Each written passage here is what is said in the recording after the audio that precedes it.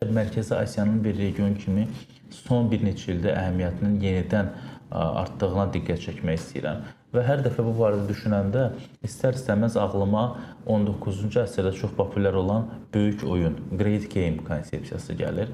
Kiçik xatırlatma edərək onu demək olar ki, bu vaxtilə Britaniya və Rusiya imperiyalarının Əfqanıstan uğrunda mübarizəsi idi.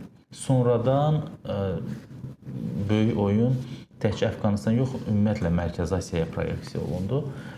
Və mənim fikrimə görə hal-hazırda bizim müşahidə etdiyimiz ikinci böyük oyundur.